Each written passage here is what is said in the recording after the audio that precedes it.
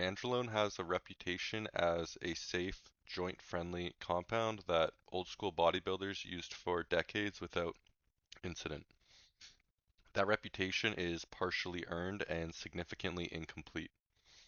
Nandrolone is the most pharmacologically complex androgen in common use, with a metabolic fate, receptor interaction profile, and neurological footprint that most people running it have never heard of. Nandrolone, 19-nor-testosterone. The 19-nor designation means the methyl group at carbon 19 of the testosterone structure has been removed. That single structural change has cascading pharmacological consequences. Common esters are NPP with a half-life of about 5 days and Deca-Durabolin with a half-life of 15 days. Both are prodrugs. Esters cleaved in plasma. Free nandrolone enters circulation. AR binding affinity roughly 2.4 times that of testosterone, with an anabolic to androgenic ratio approximately 125 to 37 in rat bioassay, meaningfully more anabolic relative to androgenic than testosterone.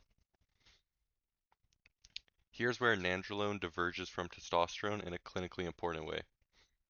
Testosterone is converted by 5A reductase to DHT, a more potent androgen, in peripheral tissue.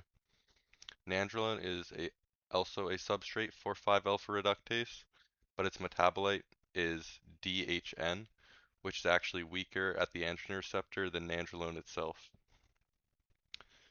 This is the primary reason nandrolone has a favorable androgenic side effect profile in tissues like the prostate, skin, and scalp. In the very tissues where testosterone's androgenic activity gets amplified via DHT, nandrolone's activity gets attenuated.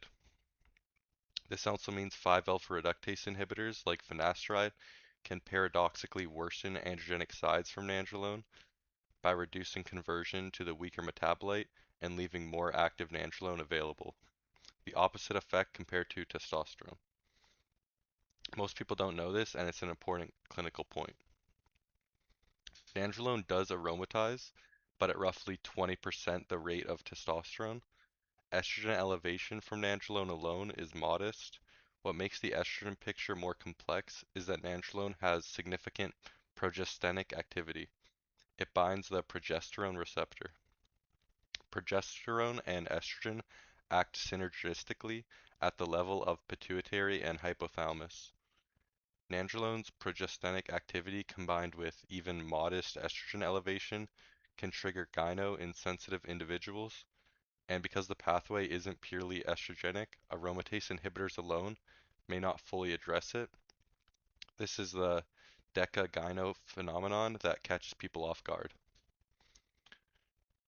Progesterone receptor activation also contributes to HPG suppression beyond the androgen receptor pathway, meaning nandrolone is suppressing the axis through two separate systems simultaneously. Let's talk about the effect that has its own slang term. That should tell you something about how often it occurs. Erectile dysfunction and reduced libido during nandrolone use is real, consistent, and mechanistically grounded. The mechanism isn't primarily neurological. Nandrolone and its 5A reduced metabolite suppress dopaminergic activity in the mesolimbic pathway. Dopamine is central to sexual motivation, reward, and arousal. Nandrolone has been shown in animal models to reduce dopamine receptor density and dopamine synthesis in relevant brain regions.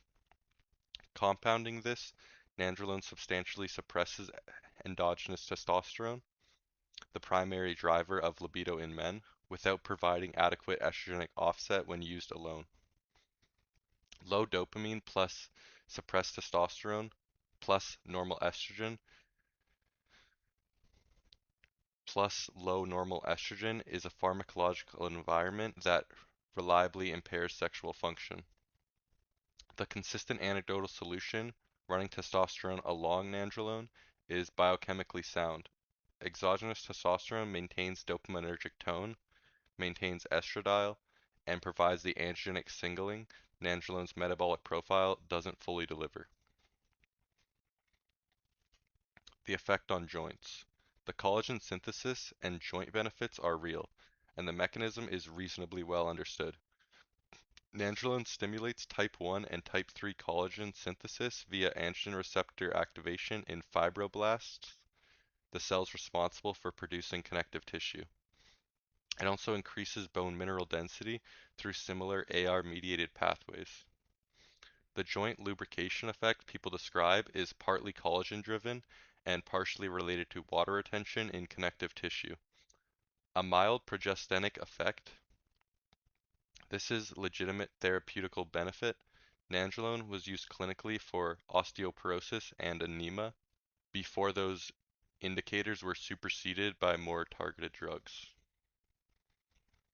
HDL suppression with nandrolone is significant, comparable to testosterone at equivalent doses. Cardiac AR activation drives hypertrophic remodeling, erythropoiesis is stimulated, and there are systemic mechanisms as testosterone operating through the same pathways. One of the genuine concerns, nandrolone's long half-life with the Decanoate ester means that if a problem develops, the compound cannot be rapidly cleared. This has practical implications for managing adverse side effects. NPP's shorter half-life would be more preferred and a meaningful consideration when choosing between esters, particularly for first exposure. Nandrolone is a genuinely useful compound with a favorable tissue-specific androgenic profile. The collagen benefits are real. The mechanism behind Decadic is real. The progestogenic activity is real and frequently overlooked. Running it without understanding the dopamine suppression, the progesterone receptor activity, and the HPG access dynamics through two receptor systems is where most people get confused what's happening to them mid-cycle. Now you know what's happening.